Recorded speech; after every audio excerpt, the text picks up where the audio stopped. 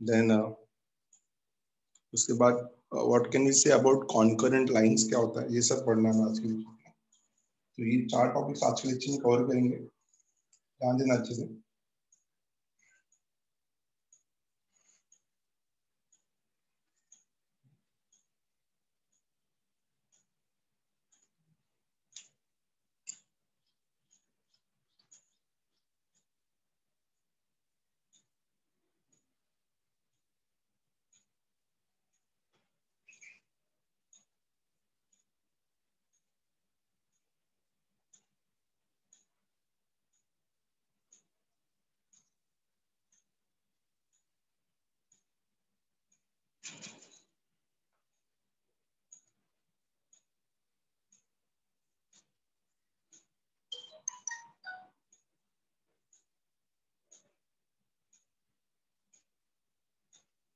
Sheet निकाल लो आप लोग भी, ठीक है। तो गाइस सबसे पहले टॉपिक स्टार्ट करते हैं हम लोग, कॉन्करेंट लाइंस।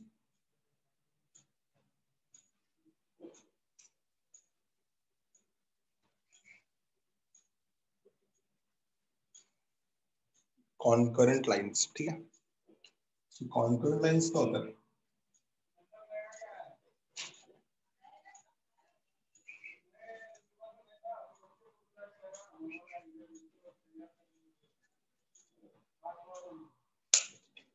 तीन या तीन से ज्यादा लाइंस अगर एक ही पॉइंट से पास होते हैं तो उसको कॉन्करेंट लाइंस बोलते हैं। 3 और मोर लाइंस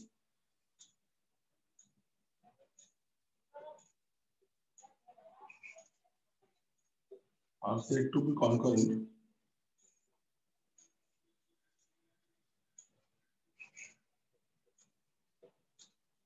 if they pass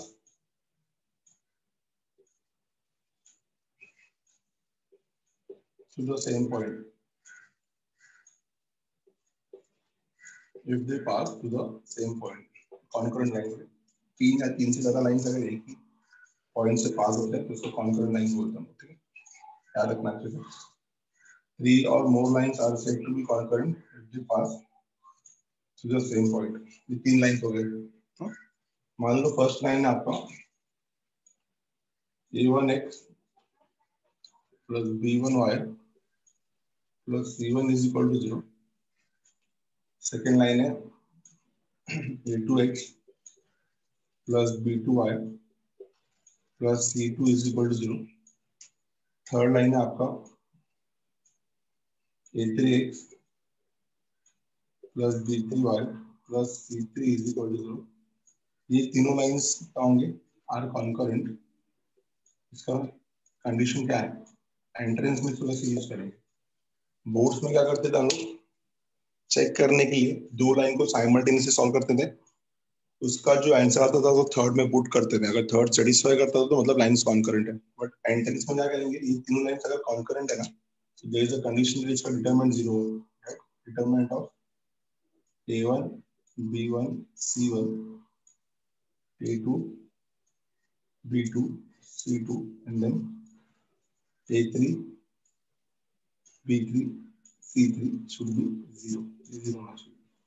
अगर ये डिटरमिनेंट 0 हुआ that means the lines are concurrent। अगर ये डिटरमिनेंट 0 हुआ it means the lines are concurrent। take the screenshot guys, take the screenshot।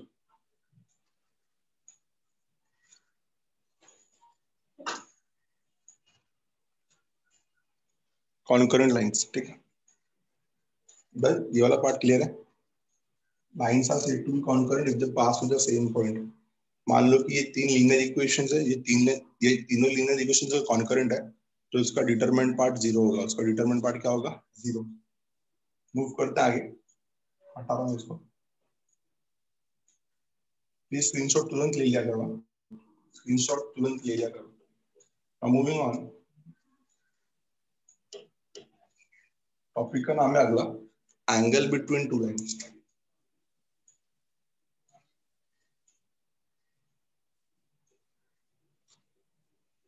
Angle between two lines, ज्यादा दिमाग लगाने की जरूरत नहीं है। तो एंगल बिटवीन टू लाइंस में थीटा ही बोलते हैं ना ज्यादातर। ये लाइन 1 रहेगा, मान लो अभी लाइन 2 रहेगा, लाइन 1 लाइन 2 इनके बीच में जो एंगल रहेगा उसको थीटा बोलते हैं। ठीक है, मान लो कि लाइन 1 का स्लोप m1 है और लाइन 2 का स्लोप m2 है। लाइन 1 का स्लोप m1 है और लाइन 2 का स्लोप m2 है। ठीक है, फॉर्मूला क्या रहेगा इसका, tan theta is equal to mod of m1 minus m2 divided by 1 plus m1 m2। ये तो आपने पढ़ा, angle between two lines tan theta is equal to mod of m1 minus m2 upon 1 plus m1 m2। उसके बाद next formula रहेगा अपना distance of a point, distance of a point, distance of a point x1 y1 from the line, distance of the point x1 y1 from the line ax plus by plus c is equal to 0। ठीक है, distance of a point x1 y1 from the line ax plus by plus c is equal to 0। मान लो ये line है आपका, ठीक है, मान लेते हैं कि लाइन है, लाइन क्या है मेरा ax plus by plus c is equal to 0। ये लाइन हो गया, ठीक है, और ये पॉइंट हो गया x1 y1। We always measure the distance perpendicular to the lines। हमेशा हम लोग इसको perpendicular measure करते हैं, इसको हम लोग बोलते हैं d। बहुत सारे बुक में p लिखा है, ठीक है, हम लोग बोलेंगे इसको d is equal to mod of ax1 plus by1 plus c divided by under root of a square plus b square. Distance of a point from the line ax plus by plus c is equal to 0। The formula is d is equal to mod of ax1 plus by1 plus c by root of a square plus b square। Take the screenshot। Distance of a point from a line। ठीक है, ये पढ़ा हुआ है आपने 11th में शायद, distance of a point from the line। हटाना इसको, आगे चलते हैं।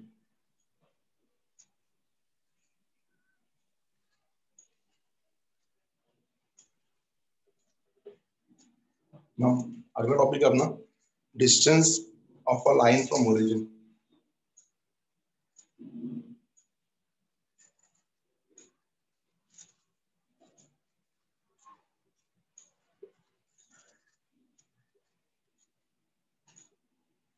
Distance of a line from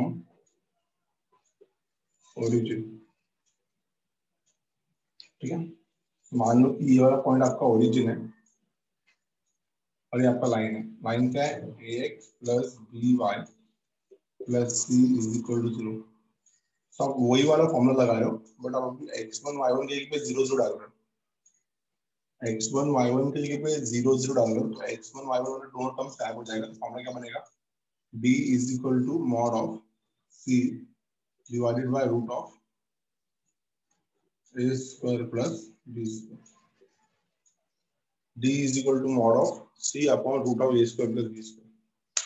d is equal to mod of c upon root of a square plus b square। Next formula पे आते हैं। नेक्स्ट पे अपना distance between parallel lines. Next formula रहेगा डिस्टेंस बिटवीन पैरेलल लाइंस। तो अगला formula जो क्या रहेगा, distance between to parallel lines. Distance between to parallel lines. ठीक है, सो गाइस पैरेलल लाइंस मतलब क्या रहेगा, एक लाइन इधर है दूसरा लाइन इधर है, दोनों लाइन ऑब्वियसली पैरेलल है। अगर दोनों लाइंस पैरेलल है तो दोनों के जो स्लोप रहेंगे वो सेम रहेंगे। स्लोप सेम रहेगा मतलब ax और y का कोएफिशिएंट सेम रहेगा। ax plus by plus c1 is equal to 0। सिर्फ कांस्टेंट चेंज होगा, यहाँ पे भी वही रहेगा ax plus by plus c2 is equal to 0। इनके बीच में फॉर्मूला क्या रहेगा, इनके बीच में अगर डिस्टेंस निकालना है तो कहीं से भी कोई भी पॉइंट ले लो, वहां से परपेंडिकुलर अगर हम लोग निकालेंगे तो डिस्टेंस सेम ही रहेगा ना, दो पैरेलल लाइन के बीच में डिस्टेंस हमेशा सेम होता है, ठीक है। ये अपना डिस्टेंस है, ठीक है। तो फॉर्मूला क्या बनेगा, d is equal to mod of c1 minus c2 upon under root of a square plus b square. तो आज का टॉपिक इसी पे लेके जाएगा हमको, ठीक है। ये जो चारों टॉपिक हमने पढ़ा, concurrent lines, distance from of a point from a line, distance of a line from origin and distance between parallel lines, ये चार टॉपिक पे सम करेंगे।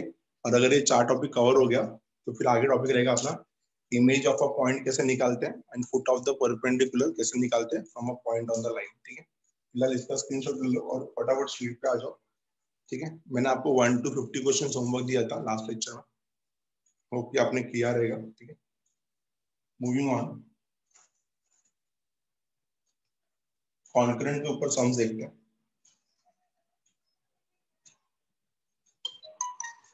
ठीक है। हटा रहा हूं इसको मैं। एंगल बिटवीन टू लाइंस भी आपको अच्छे से आता है ना, tan theta is equal to mod of m1 minus m2 upon 1 plus m1 m2, ठीक है। ये पांच टॉपिक उन्होंने पढ़ा आज, तो इन पांचों के ऊपर दो दो सम्स मैक्सिमम करेंगे हम लोग, ठीक है। सबसे पहले बात करते हैं पेज नंबर 264 पे। आपको दिख रहा होगा कि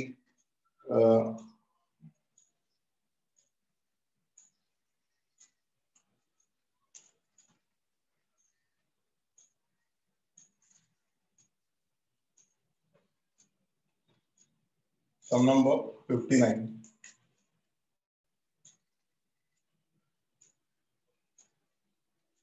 angle between x is equal to 2 and x minus 3y is equal to 6 is angle between x is equal to 2 and x minus 3y is equal to 6 is, इन दोनों के बीच में एंगल निकालना है, ठीक है। Angle between x is equal to 2 and x minus 3y is equal to 6 is, कैसे निकालते हैं हम लोग एंगल, आप सबको फॉर्मूला पता ही होगा। इसको मैं ऐसा लिख सकता हूँ, x minus 2 is equal to 0, और इसको ऐसा लिख सकता हूँ x minus 3y minus 6 is equal to 0, ठीक है। Plus x minus 2 is equal to 0 या x is equal to 2 is a line parallel to y axis, ठीक है ना। x is equal to, अगर डायग्राम बनाए हम लोग इसका, इसका डायग्राम कैसे बनेगा देखो, x is equal to 2 इधर रहेगा ना, is a line parallel to y axis, ये लाइन हो गया आपका x is equal to 2, ठीक है। ये लाइन कैसे मिलेगा, ये सॉल्व करने के लिए ना आप वो 10th वाला अप्रोच यूज करो ना, x को 0 लो, y मिल जाएगा। तो x को जब 0 लिया तो minus 3y is equal to 2, y is equal to -2, 0 -2 पहला पॉइंट बन रहा है, हाँ? और दूसरा y को जब 0 लिया तो 6,0 और 6,0 अपना, y को जब 0 लिया तो 6,0, तो ये अपना दूसरा लाइन बनेगा। इनके बीच में एंगल निकालना है, ठीक है।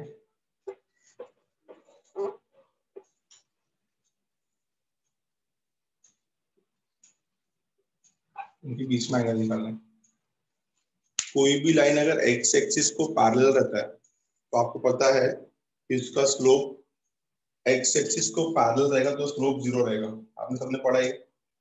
x एक्सिस को पैरेलल रहेगा तो स्लोप 0 रहेगा, ये तो y एक्सिस को पैरेलल है। तो जो फर्स्ट लाइन है x is equal to 2 y axis को पैरेलल है, और जो सेकंड लाइन है वो आपका पास हो रहा है दो पॉइंट से, कौन से पॉइंट से, 0,-2 से और 6,0 से, ठीक है। 0,-6 से और 6,0 से हमको इन दोनों लाइन के बीच में एंगल निकालना है। Angle between line x is equal to 2 and x minus 3y is equal to 6, कैसे करेंगे बताओ थोड़ा। सर वो आपने कैसे फाइंड किया कि वो ये दो पॉइंट से पास हो रहा है? आपने लीनियर इक्वेशन किया ना, एलपीपी में हम लोग जब ग्राफ बनाते थे तो हम क्या करते थे, x को 0 लेते थे y मिलता था, तो -3y इक्वल टू 6, तो y इज इक्वल टू -2, तो x को जब 0 लिया तो y -2 आया, तो 0, -2 पहला पॉइंट हो गया, ठीक है। और फिर दूसरा y को जब 0 लिया तो x 6 आया, तो 6,0 दूसरा पॉइंट होगा। ठीक है, 2 पॉइंट से लाइन बनता है ना, नहीं समझा? हाँ सर, समझा सर। तो ये वाला जो लाइन है ये x एक्सिस से कितनी एंगल बना रहा है? ये x एक्सिस से 90 का एंगल बना रहा है। Line x is equal to 2 जो है makes angle 90 degree with x axis. ठीक है। और जो सेकंड वाला लाइन है इसका स्लोप कितना है? इसका स्लोप है m इज इक्वल टू 1/3। इतना समझा रहेगा, m इज इक्वल टू 1/3। ठीक है। सो कैसे सॉल्व करेंगे इसको हम लोग? एक मिला m इज इक्वल टू 1/3 और एक मिला अपने को m angle alpha is equal to 90 degree. ठीक है। तो अपना जो एंगल रहेगा वो ये रहेगा ना।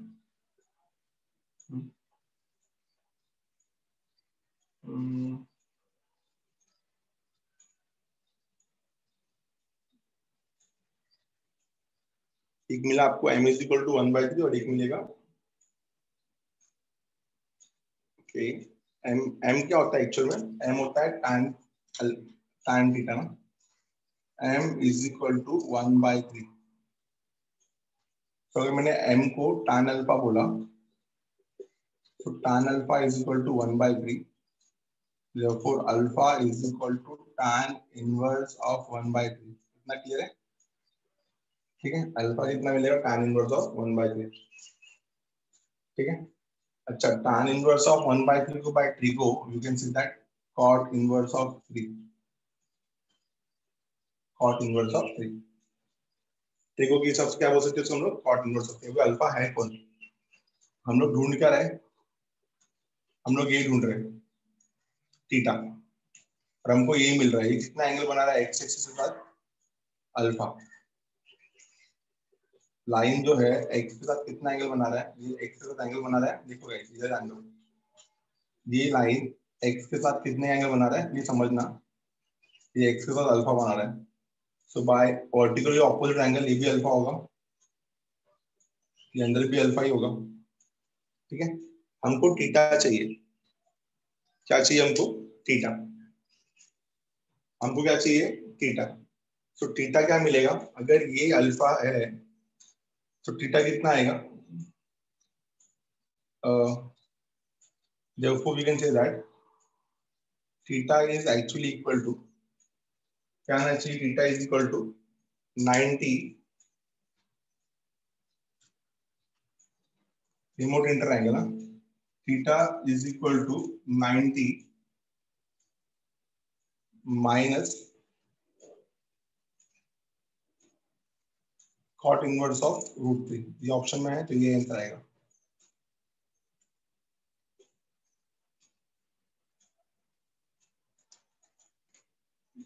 Theta is equal to 90 minus cot inverse of √3। अच्छा, 90 माइनस cot इनवर्स ऑफ √3 क्या होता है? सबने पढ़ा होगा अच्छे से। 90 minus cot is nothing but tan, तो इसका आंसर आएगा tan इनवर्स ऑफ 3। सर आपने फॉर्मूले से क्यों नहीं किया? फॉर्मूला से नॉट डिफाइंड हो जाता था ना, m1 m2 upon 1 plus m1 m2। Formula से करो, देखो क्या आता है। चलो में फॉर्मूला तो से करते हैं। स्टार्टिंग में ही नॉट डिफाइन आ जाएगा। चलो वो भी कर लेते हैं। m1 minus m2 divide by 1 plus m1 m2। तो आप m2 के ये भी डालोगे जब वो नॉट डिफाइंड है तो, ठीक है ना। m2 का जो एंगल ही नहीं मिलता ना, वो नॉट डिफाइंड है। आप समझ में आ रही है? हाँ सर। तो नॉट डिफाइंड है तो m2 का एंगल ही नहीं मिलता, इसलिए नहीं किया। क्लियर है इतना? तो answer is theta is equal to 90 minus cot inverse, alpha का वैल्यू कितना है? cot इनवर्स ऑफ 3 है। 90 minus cot inverse of 3 is nothing but tan inverse of 3। ठीक है, this is the formula. Inverse trigo का फॉर्मूला पढ़ा रहेगा आपने, उसी से आया इसका आंसर। रिमोट इंटीरियर एंगल का कॉन्सेप्ट यूज कर रहे हैं हम लोग। ठीक है, will move on to the new part. ठीक है, हटा रहे हैं इसको। Will see the next sum ना। अगला सम पे भी यही है, यही कॉन्सेप्ट है। सम नंबर 60 पे भी यही है। प्लीज ध्यान देना, सम नंबर 60 पे आ जाता है।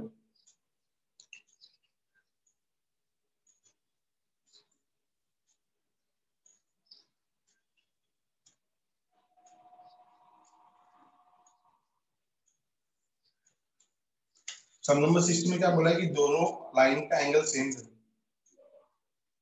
सम नंबर 60 में क्या बोला आपको, देखो if the line y equal to 3x plus 1, पहला लाइन है y is equal to 3x plus 1 and दूसरा दिया है 2y is equal to x plus 3 are equally inclined to a line y is equal to mx plus 4। तो ये दोनों एक same line को इक्वली इंक्लाइंड मतलब ये दोनों एक ही लाइन को सेम एंगल पे मीट कर रहे हैं, ठीक है। ये दोनों एक ही लाइन को सेम एंगल पे मीट कर रहे हैं, इसको बोलते हैं इक्वली इंक्लाइंड। कौन से लाइन को, y is equal to mx plus 3, ठीक है। अभी y is equal to mx plus 4, y is equal to mx plus 4 का एंगल कितना है, ये हो जाएगा line y is equal to mx plus 4, ये हो जाएगा आपका पहला line 2y is equal to x plus 3, और ये हो जाएगा आपका दूसरा line y is equal to 3x plus 1। दोनों भी सेम एंगल बना रहे हैं, ये भी सेम बना रहा है इसके साथ और ये भी सेम बना रहा है इसके साथ, ठीक है। इतना समझ में आया ना। इस लाइन का स्लोप m है, y is equal to mx plus c से कंपेयर किया तो इसका स्लोप m हो जाएगा, y is equal to mx plus c से कंपेयर किया तो इसका स्लोप हो जाएगा 3, ठीक है। इसका स्लोप निकालने के लिए इसको स्टैंडर्ड फॉर्म में कन्वर्ट करना पड़ेगा, x minus 2y plus 3 is equal to 0, ठीक है। तो minus a by b slope हो जाएगा इसका, तो इसका m2 कितना मिलेगा, minus a by b is minus half, तो इसका स्लोप हाफ हो जाएगा ना। हम लोग बोलेंगे कि ये वाला एंगल और ये वाला एंगल सेम है, दोनों को हम लोग क्या करने वाले हैं, इक्वेट करने वाले हैं। ये दोनों एंगल सेम है, कौन सा, first line y is equal to 3x plus 1 and y is equal to mx plus 4 के बीच में जो एंगल है थीटा वो सेम है, and second y is equal to mx plus 4 and x minus 2y plus 3 के बीच में जो angle है वो सेम है। तो ये दोनों एंगल सेम है, तो इनके हम लोग कैसे सॉल्व करने वाले हैं, to solve this we are going to use the concept called tan theta 1 is equal to tan theta 2, मतलब दोनों सेम ही फिलहाल दो। so theta 1 is equal to theta 2, चलिए लिखिएगा theta 1 is equal to theta 2। क्या फॉर्मूला बनेगा इसका, अगर थीटा 1 और थीटा 2 इक्वल है तो obviously tan theta 1 is equal to tan theta 2, ठीक है। तो देयरफॉर मॉड ऑफ क्या आएगा आंसर, m1 माइनस m2 कितना हो जाएगा, m minus 3 m1 minus m2 upon 1 plus m1 m2, ठीक है। इनके बीच का एंगल और इनके बीच का एंगल सेम होगा, m1 minus m2 upon 1 plus m1 m2। इनको ही सॉल्व करना है, कुछ नहीं, इनको सिंपलीफाई करोगे तो अपने आप आंसर आ जाएगा। इसको सिंपलीफाई करते हैं क्या मिल जाएगा, देखो m minus 3 divided by 1 plus 3m which is equal to, ये कितना हो जाएगा 2m minus 1 divided by 2m plus m, 2 get cancelled having the same denominator, ठीक है। इतना क्लियर हो सबको, जहां तक इसको डाउट नहीं होना चाहिए। हाँ, लेट अस से कि इसको उन्होंने सॉल्व किया बाय टेकिंग क्रॉस मल्टीप्लिकेशन, क्या हो जाएगा ये m minus 3 divided by 1 plus 3m, mod जब निकालते तो प्लस और माइनस हो जाता है ना, प्लस और minus 2m minus 1 upon 2m plus m, cross multiply करेंगे इसको तो m into 2m will be 2m square, m into m will be m square minus 3 into 2m will be minus 6m, इसको हम लोग 3m भी लिख सकते हैं, माइनस 3m, ठीक है, which is equal to plus or minus 1 into 2m will be 2m plus or minus bracket में आएगा, फिर 1 into minus 1 is minus 1, 3m into 2m will be 6m square and 3m into minus 1 is minus 3m, ठीक है। Standardise किया इसको कितना आ जाएगा ये 2m square plus m square is 3m square minus 9m which is equal to plus or minus bracket में 6m square 2m minus 3m is minus m minus 1, इसको एक बार प्लस में ले लो, एक बार माइनस में ले लो, ठीक है, तो जाके आपका काम हो जाएगा। तो पहले इसको प्लस में ले लेते हैं, तो पहले प्लस में ले लेते कितना मिलेगा 3m square minus 9m is equal to 6m square minus m minus 1। ठीक है, पहले प्लस में ले लिया, कितना मिलेगा आंसर, स्टैंडर्डाइज करो, it will be 3m square इधर लेके जाके minus 8m minus 1 is equal to 0, ऐसा कुछ आएगा। चेक करो, m minus 3 upon 1 plus 3m,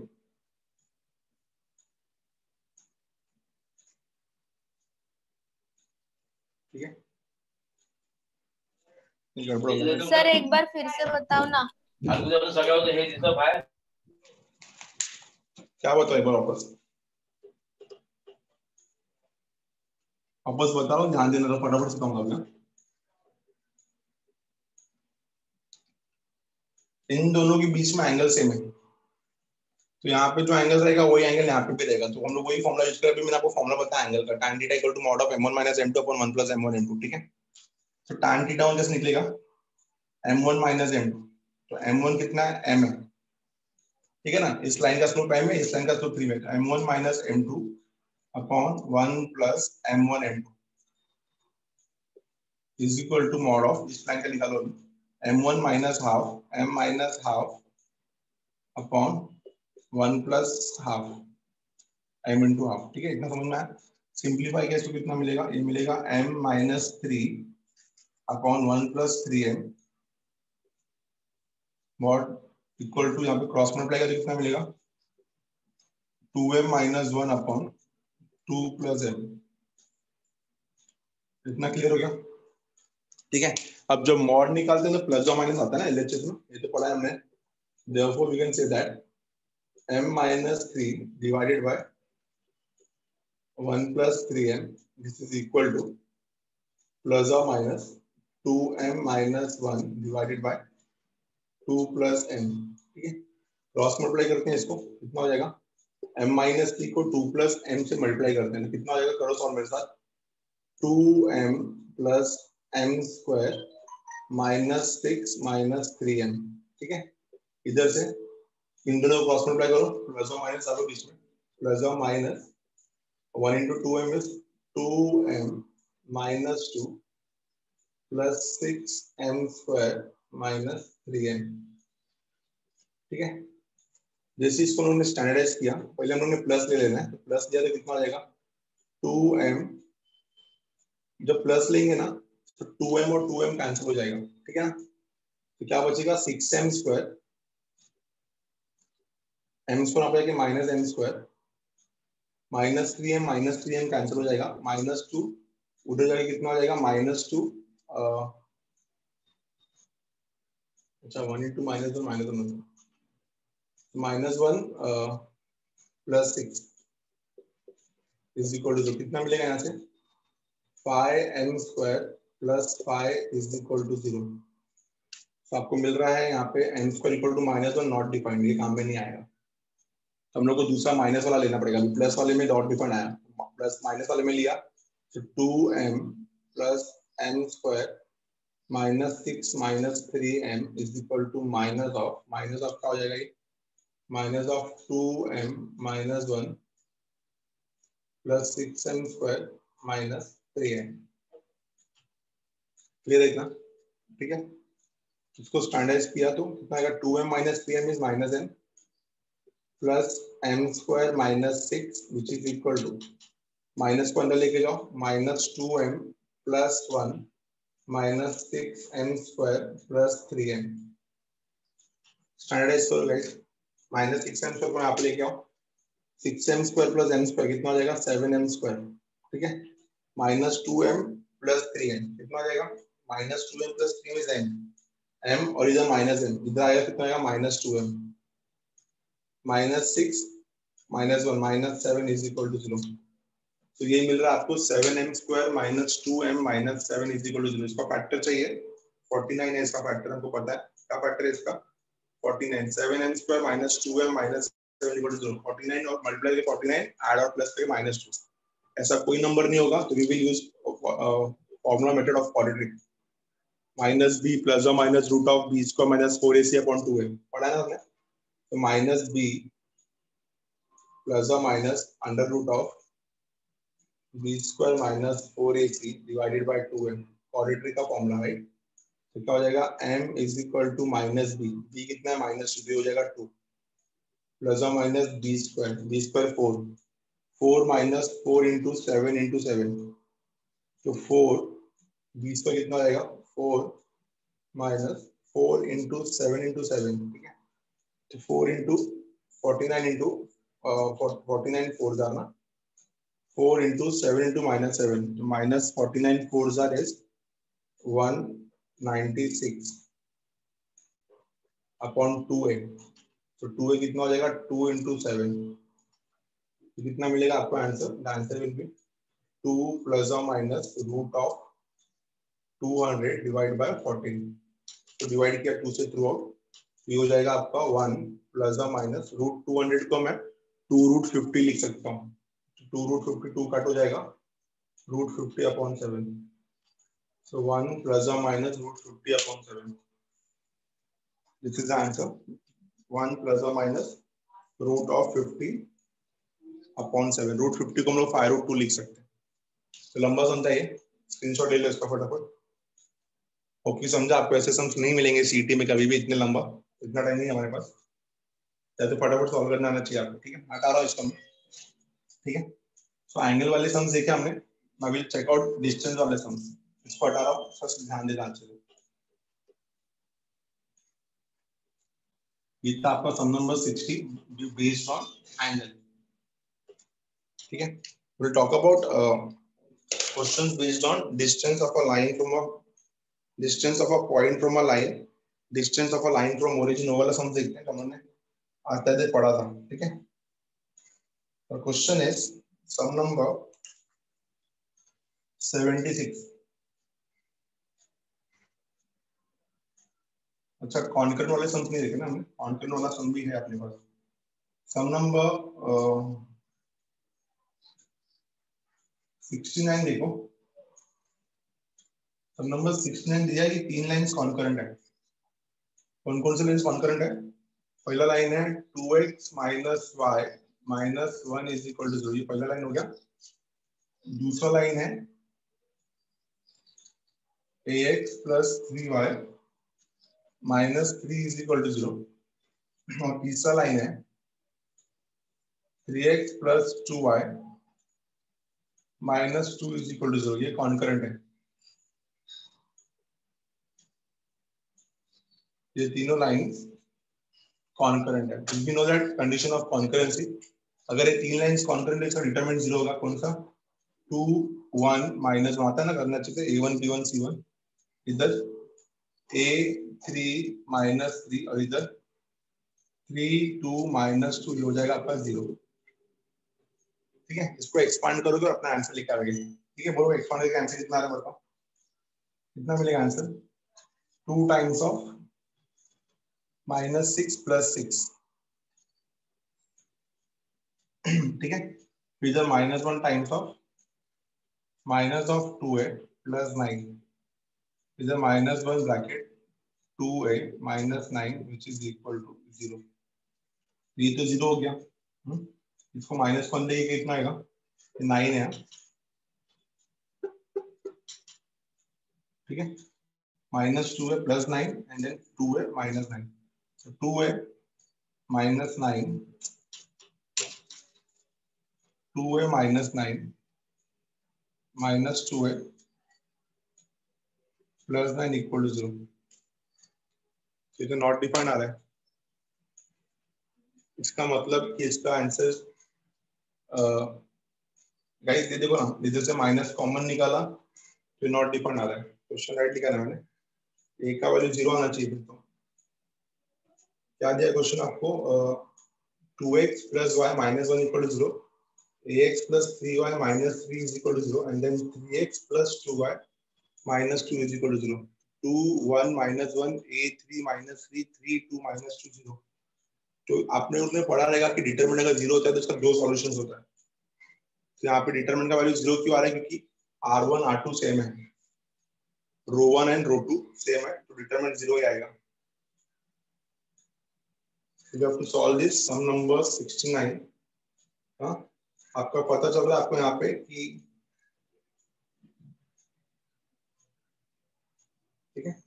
तो ऑप्शंस क्या दिया है, इसका ऑप्शंस दिया है ओके। तो गाइस अगर आप देखो ना यहाँ पे ऑप्शन में तो अच्छे समझो ना, for all a is equal to 4 only, a is between -1 to 3, a is greater than 0 only. तो गाइस आपको पता है कि अगर मैंने यहाँ से माइनस कॉमन निकाला तो R1 सॉरी C2 और C3 आइडेंटिकल होंगे। और हमने डिटरमिनेंट में प्रॉपर्टी पढ़ा था कि अगर कोई भी दो रो या कोई भी दो कॉलम आइडेंटिकल होता है तो डिटरमिनेंट का वैल्यू 0 आता है। ऑब्वियसली 0 तो है ही, तो इससे और इससे इसको फर्क ही नहीं पड़ता। तो आप ए के लिए भी कुछ भी डालो ना, 1 डालो, 2 डालो, 3 डालो, 4 डालो, कुछ भी डालो, ए के लिए पे माइनस डालो, 0 डालो, तो आंसर तो 0 रहेगा बिकॉज C2 और C3 आइडेंटिकल है। तो इसका आंसर क्या आएगा कि आपने यहाँ पे कुछ भी डाला तो आपका आंसर 0 ही रहेगा। तो this particular sum is 0 for all A, कुछ भी डालो ए के लिए पे, तो answer is option A. Answer is option A के लिए भी आप कुछ भी डालोगे तो भी आपका आंसर 0 ही रहेगा। तो a can be any real number for all a, इसलिए यहाँ पे दिया ऑप्शन में for all a, so answer is for all a। I hope कि everyone is clear, ठीक है। a की जगह पे आप कुछ भी डाल सकते हो, the answer is for all a, क्योंकि C2 और C3 आइडेंटिकल है, C2 और C3 आइडेंटिकल है तो ये किसी भी डिटरमिनेंट को 0 बनाने वाले हैं। तो यहाँ पे कुछ भी रहे कुछ फर्क ही नहीं पड़ता, तो यहाँ पे कुछ भी रहे मतलब कुछ भी रह सकता है। so the answer is for all a, ठीक है। take the screenshot, sum number 69। we'll move to the next sum। Done this one everyone, ये समझ में आया। तो ये डिटरमिनेंट 0 का सॉल्व करने की जरूरत ही नहीं था, यहाँ से क्लियरली समझ में आ रहा है कि C2 और C3 आइडेंटिकल है। अगर C3 में से मैंने माइनस का हाथ निकाला तो 132 132 सेम है। तो C3 और C2 अगर आइडेंटिकल है, C2 और अगर C3 आइडेंटिकल है तो डिटरमिनेंट 0 होता है। उन्होंने प्रॉपर्टी पढ़ा डिटरमिनेंट्स का। तो अभी यहाँ पे ए का ये कुछ भी रहने तो आंसर विल बी सेम, ठीक है। हटा रहा हूँ इसको। क्लियर हुआ कॉन्करेंट लाइंस। तो A can be any value for which the lines are surely concurrent, ठीक है। कंडीशन ऑफ कॉन्करेंसी बताया था मैंने आपको, A1 B1 C1 A2 B2 C2 A3 B3 C3 क्या होना चाहिए, 0 होना चाहिए, ठीक है। तो next sum number 76। A straight line passes through the point 5, 0 and 0, 3। तो ऑब्वियसली आपको पता है 5, 0 x एक्सिस पे होगा एंड 0, 3 y एक्सिस पे होगा। तो एक स्ट्रेट लाइन इधर से पास हो रहा है। A straight line passes through this point 5, 0 and 0, 3। The length of perpendicular drawn from the point 4, 4। तो यहाँ पे एक पॉइंट है 4, 4। इधर से जो लेंथ ऑफ परपेंडिकुलर ड्रॉ किया है वो चाहिए, मतलब कोई डिस्टेंस चाहिए, लेंथ ऑफ परपेंडिकुलर चाहिए। तो पहले हम लोग एक काम करते हैं, लाइन निकाल लेते हैं। फिर लेंथ ऑफ द परपेंडिकुलर का फॉर्मूला यूज करेंगे, mod of ax1 + by1 + c / √a² + b²। आपको पढ़ा है ना मैंने। तो सबसे पहले हमको क्या बोला गया है कि एक लाइन है जो 0, 3 और 5, 0 से पास हो रहा है, ठीक है। आपको बोला है find the length of the perpendicular from the point 4, 4। इस पॉइंट से ये निकाल के दिखाओ, b निकाल के दिखाओ, ठीक है। तो पहले लाइन निकाल लेते हैं। तो मान लो कि इसको a बोल देते हैं और इसको b बोल देते हैं, ठीक है। तो इक्वेशन ऑफ लाइन ab निकालते हैं। Equation of ab is y minus y1 upon y1 minus y2 is equal to x minus x1 upon x1 minus x2। y minus y1 upon y1 minus y2 is equal to x minus x1 upon x1 minus x2। इतना clear है? क्या मिलेगा answer यहाँ से? y minus 3 upon 3 x upon minus 5। Standardize किया तो minus of 5y plus 15 is equal to 3x। और अच्छे से स्टैंडर्डाइज किया तो 3x plus 5y minus 15 is equal to 0 बन गया लाइन। अब आपको 4, 4 से डिस्टेंस निकालना है। Distance from 4, 4 is distance of line का इक्वेशन क्या है, 3x distance of 3x plus 5y minus 15 equal to 0 from 4, 4 is क्या बनेगा formula, d is equal to mod of, you know the formula, ax1 plus by1। तो क्या करते हैं हम लोग x1 y1 के लिए पे वैल्यू पुट करते हैं, x के लिए 4 y के लिए 4। तो कितना आएगा 3 into 4, ठीक है, plus 5 into 4 -15 divided by root of a square plus b square. तो a स्क्वायर कितना आएगा मेरा 3 square, that will be 9 and b square that will be 25। ठीक है, तो d is equal to mod of 12 plus 20 32 में से आपका -15 गया 17 अपॉन रूट 34। ठीक है, तो रूट 34 को आप रूट 17 इंटू रूट 2 भी लिख सकते हो। तो आपका आंसर आएगा रूट ऑफ 17/2 यूनिट्स। ओके, आपको समझा? रूट 34 को आप लिखोगे रूट 17 इंटू रूट 2। तो रूट 17 और ऊपर का 17 कैंसिल हो जाएगा, तो answer will be root of 17/2 units. ठीक है, रूट ऑफ 17/2 यूनिट्स। स्क्रीनशॉट ले लो इसका फटाफट। फिर move to next sum. Sum number 79 देखना पड़ेगा हमको। ठीक है, सम नंबर 79 मजेदार सम है, तो पहले इसका स्क्रीनशॉट ले लो। सम नंबर 79 हटाना इसको। ठीक है,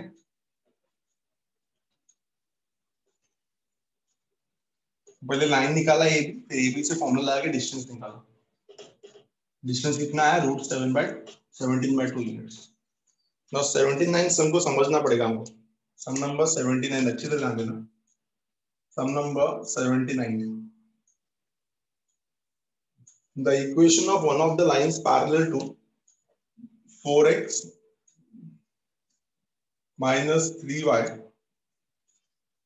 is equal to 5 and at a unit distance from the point -1, -4। ठीक है, तो एक लाइन इसको पैरेलल है, 4x minus 3y is equal to 5 को पैरेलल है और -1 -4 से यूनिट डिस्टेंस पे। तो गाइस इसको जो लाइन पैरेलल रहेगा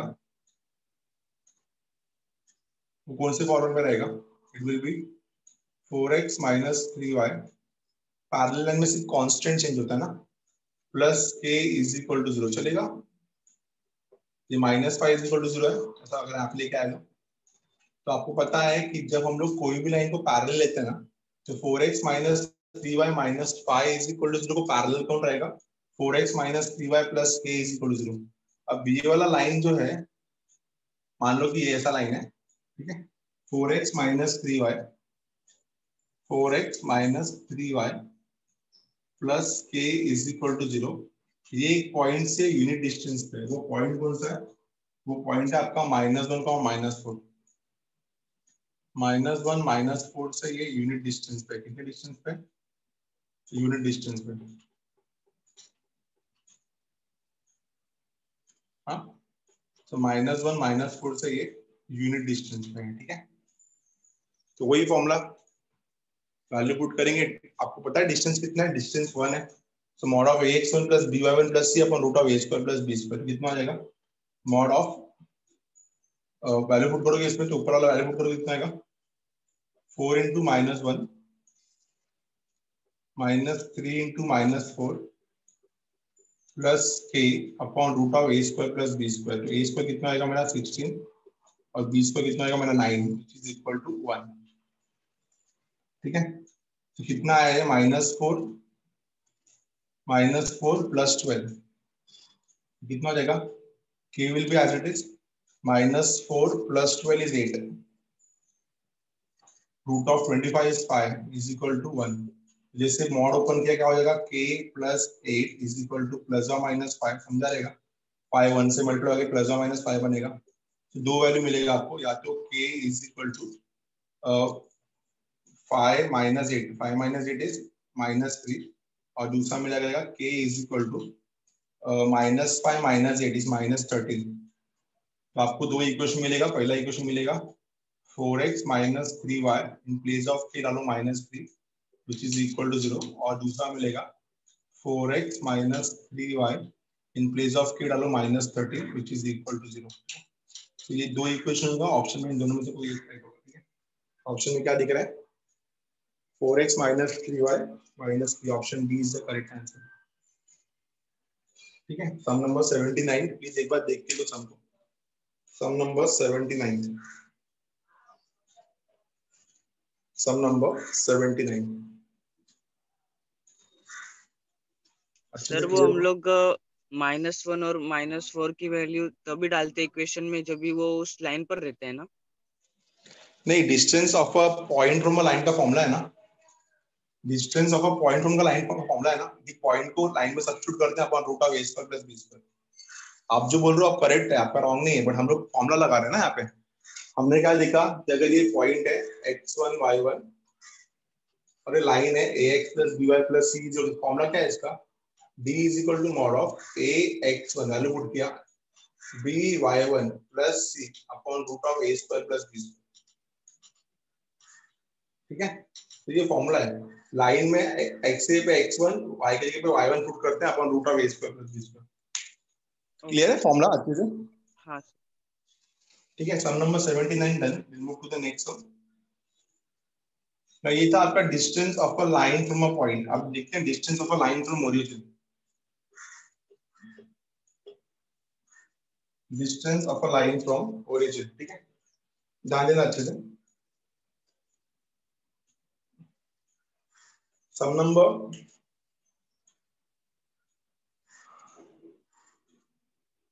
सम number 81। If the length of the perpendicular drawn from the origin to the line whose intercepts on the axis are A and B be P. Okay. Intercept on the axis. Okay. इतना समझ में आ रहा है मेरे को कि आप ऐसे लाइन को ढूंढ रहे हो। If the length of the perpendicular drawn from the origin to the line, तो एक लाइन है जिसने इंटरसेप्ट बनाया है A और B, जिसका x इंटरसेप्ट रहेगा A और जिसका y इंटरसेप्ट रहेगा B। x इंटरसेप्ट रहेगा a, y इंटरसेप्ट रहेगा b। तो अगर x इंटरसेप्ट a रहेगा तो ये पॉइंट कितना होगा आपका a, 0, और अगर y इंटरसेप्ट b रहेगा तो ये पॉइंट कितना होगा आपका 0, b। ठीक है, इतना समझ में आता है? अच्छा, अभी क्वेश्चन क्या बोल रहा है कि इस लाइन पे ओरिजिन से जो परपेंडिकुलर ड्रॉन हुआ है उसमें कितने का इंटरसेप्ट बना है। If the length of the perpendicular drawn from the origin on this line whose intercept on the x axis is a and y axis is b is p, तो ये आपका p है। कितना है p? Then which of the following is true? ठीक है, तो ये जो लेंथ ऑफ द परपेंडिकुलर है ना, ये p है। कितना है? p। ठीक है, तो पहले क्या करेंगे हम लोग, पहले हम लोग इस लाइन का इक्वेशन ले लेंगे। आपको पता है डबल इंटरसेप्ट फॉर्म है। तो डबल इंटरसेप्ट फॉर्म क्या होता है guys, x by a plus y by b is equal to 1। Line का फॉर्मेट है ना डबल इंटरसेप्ट फॉर्म। इसको स्टैंडर्डाइज करो ना, कितना बनेगा, bx plus ay is equal to ab।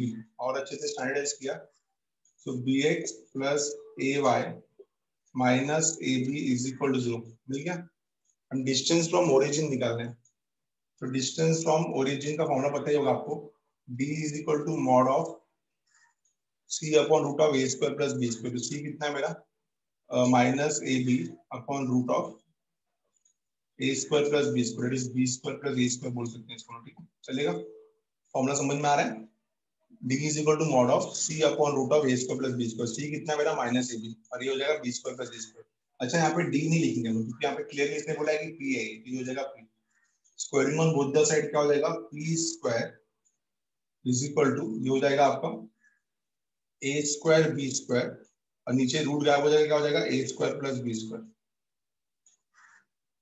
इतना समझ में आया? कोई डाउट नहीं होना चाहिए यहाँ पे। तो इसको ऐसा करते हैं, therefore we can write this as a square b square divided by इंडोटेंडो कर रहे हैं उधर इधर, तो ऐसा लिखते हैं a square plus b square divided by a square b square is equal to 1 upon p square. ठीक है, इधर लेके जाते हैं उधर लेके जाते हैं, a square upon a square b square is 1 upon b square, b square upon a square b square is 1 upon a square which is equal to 1 upon p square। Standardise किया तो कितना मिलेगा, 1 upon p square is equal to 1 upon a square plus 1 upon b square। This is the final answer, just go with it। समझ में आया? So which is the correct option, 1 upon a square plus 1 upon b square equal to 1 upon p square, looks like option D। 81 सब option D. Hope कि आपको समझा सब, please देख लो एक बार। क्लियर है? श्योर समझा सबको एवरीवन? हाँ, तो ये लाइन ओरिजिन से length of the perpendicular p बना रहा है इस लाइन पे, तो कितना होगा पूछा था उसमें। ठीक है, then which of the following is true? तो 1 upon p square is equal to 1 upon a square plus 1 upon b square. एक बार देख लो सम को, सम number 81. we'll directly move to sum number 84. हटा लो इसको, मैं सम नंबर 84 का आता है, स्क्रीनशॉट ले लो इसका. सम नंबर 84 का आता है, सम नंबर 84.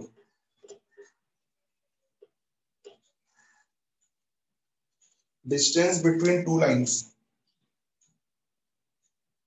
अभी हमने पढ़ा था डिस्टेंस बिटवीन पैरेलल लाइंस का formula, d is equal to mod of c1 minus c2 by a square plus root of a square plus b square. तो यहाँ पे फर्स्ट लाइन कितना है? फर्स्ट लाइन आपका 4x plus 3y is equal to 11 और दूसरा line कितना है? 8x plus 6y is equal to 15.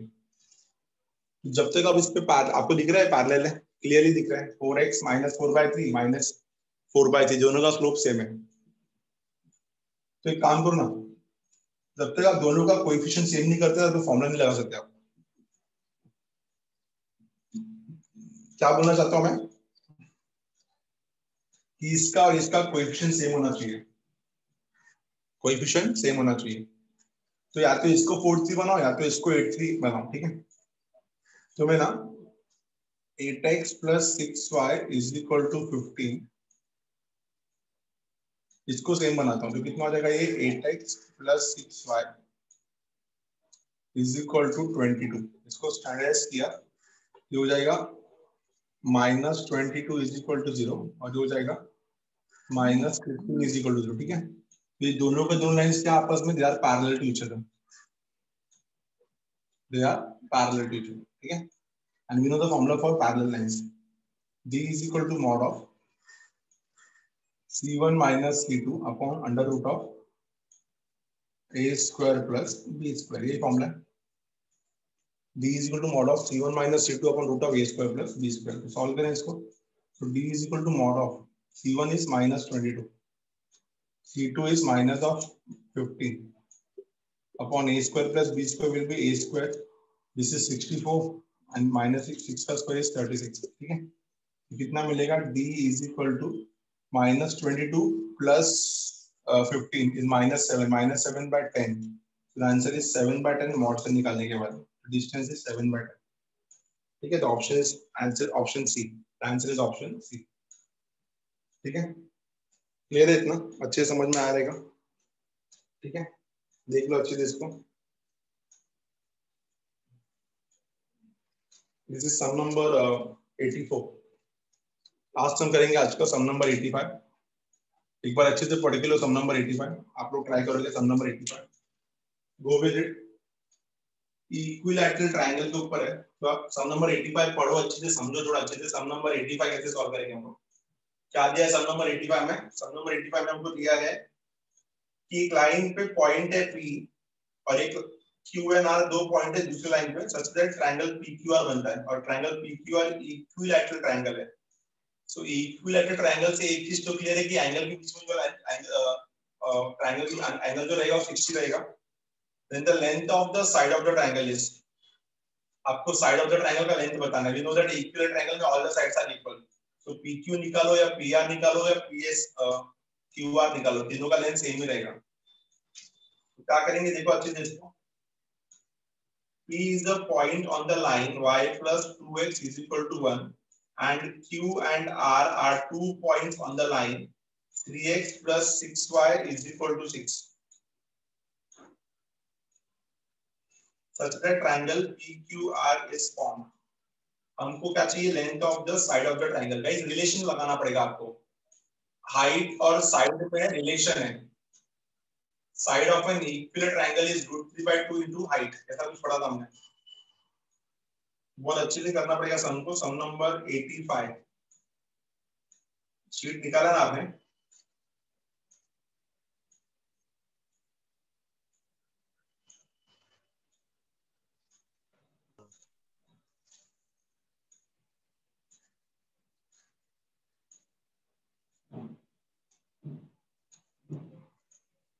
ठीक है. चलो मैं ही करा था, टाइम हो गया अपना. उसे सेकंड लेक्चर रहेगा. तो सम नंबर 85 तो मजेदार सम है गाइस, अच्छे से समझते हैं तुमको. ठीक है. तो सम के साथ ना आपको टाइम देना पड़ेगा गाइस, ठीक है, तभी जाके आपको सम समझ में आएगा। सम नंबर 85 क्वेश्चन समझते हैं क्या है। पी एक पॉइंट है लाइन पे और क्यू एंड आर दो पॉइंट्स है दूसरे लाइन पे। तो पी एक पॉइंट है लाइन पे और क्यू एंड आर अलग अलग पॉइंट से अलग अलग लाइन पे। तो सम नंबर हम बात कर रहे हैं सम नंबर 85 का। मान लो कि एक लाइन है, जिस लाइन का इक्वेशन है y plus 2x is equal to 1 और इस पे एक पॉइंट है P, ठीक है। वैसे आपका जो दूसरा लाइन है उसका स्लोप सेम है, आप देख सकते हो अच्छे से, दोनों का स्लोप सेम है। तो ये दिया आपको 3y plus 6x is equal to 6 और इस पे दो पॉइंट है, एक पॉइंट है Q, इस पे एक पॉइंट है R। दोनों लाइन पैरेलल है, स्लोप से समझ में आता है, ठीक है। y plus 2x 3y plus 6x, तो ये बना रहा है इक्विलेटरल ट्रायंगल, ठीक है। ये क्या बना रहा है, equilateral triangle. So P is a point on the line y plus 2x is equal to 1 and Q and R are the points on the line 3x plus 6y is equal to 6। हमको पता है कि इसके बीच में जो angle रहेगा वो 60 रहेगा। तो अगर मैंने ये डिस्टेंस निकाल लिया ना तो मेरे को आंसर मिल जाएगा आराम से।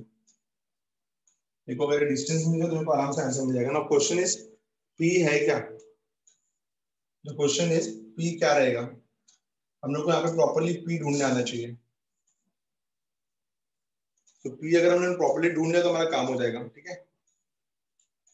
Since both the lines are parallel to each other, दोनों के दोनों लाइंस आपस में पैरेलल है। तो हम लोग को एक चीज समझ में आया, चलो P नहीं भी ढूंढता अगर हम लोग तो कम से कम हम लोग ये लेंथ तो निकालेंगे डिस्टेंस बिटवीन पैरेलल लाइंस, क्योंकि both of this lines are what again parallel to each other. अभी हमने जस्ट पढ़ा था डिस्टेंस बिटवीन पैरेलल लाइंस का फॉर्मूला क्या है, D is equal to mod of C1 minus C2। C1 is -1, C2 is -6 upon root of a square plus b square। root of a square plus b square is root of a का value 4 और b का value 1। तो कितना मिलेगा, D मिलेगा 7/√5। कितना मिलेगा, 7/√5। ये समझ में आ गया अच्छे से? नहीं गलत है, सॉरी। जब तक आप इसका कोएफिशिएंट सेम नहीं करोगे तो सॉल्व नहीं होगा ना, कोएफिशिएंट सेम करना पड़ेगा। तो y plus 2x हो जाएगा y plus 2x is equal to 2। 3 से डिवाइड किया इसको, अब जाके दोनों का कोएफिशिएंट सेम होता है, फॉर्मूला बनेगा d is equal to mod of c1 minus 1 minus c2 that is -2, ठीक है ना। c1 minus 1 c2 minus 2 c1 minus c2 upon root of a square plus b square। तो a square plus b square कितना हो जाएगा, 4 plus 1। तो -1 plus 2 is 1 और नीचे √5। तो डिस्टेंस कितना आ गया, 1/√5। तो ये मिल गया हम लोग को। अभी ये height of the equilateral triangle है। हमने पढ़ा था ट्रिग्नोमेट्री में side opposite to 60 degree is √3/2 of the hypotenuse. पढ़ा है कि नहीं पढ़ा है? तो इसको हाइट बोल देते हैं, इसको साइड बोल देते हैं। By formula we know that side opposite to 60 degree, कौन है side opposite to 60 degree, h is √3/2 of the hypotenuse. Hypotenuse कौन है इधर पे, साइड। नहीं समझा? इसको d बोलने से अच्छा h ही बोले ना, बेटर रहेगा। देखो side of an equilateral triangle निकालना है, हाइट कितना है मेरा, 1/√5।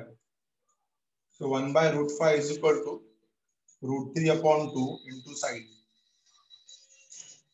कितना मिलेगा आपको, देखो साइड इज इक्वल टू 2 इधर गया और नीचे आ गया √5 इनटू √3। आंसर इज √50, ठीक है।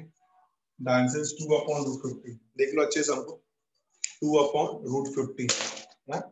सम समझ में आया क्लास, सम नंबर 85 समझा एवरीवन? क्लियर है क्या सीखा है? ये लाइन और ये लाइन दोनों पैरेलल थे, उनके बीच में डिस्टेंस निकाला, कितना मिला, 1/√5। क्वेश्चन क्या बोल रहा है, इक्विलेटरल ट्रायंगल का साइड बताओ। हमने पढ़ा था side opposite to 60 is √3/2 into hypotenuse. तो 60 का साइड ऑपोजिट कौन है, h is equal to √3/2 into side. Side कितना मिला आपको, 2/√50। क्लियर टू ऑल, श्योर समझ में आया सम नंबर 85? सो कवर करो ये क्वेश्चन जो मैंने आज करा है। चार्ट पास्ट टॉपिक किया उन्होंने आज के लेक्चर में, concurrent lines, angle between two lines, distance of a point from the line, distance of a line from the origin and distance between parallel lines। Next lecture में जब मिलेंगे तो image और रिफ्लेक्शन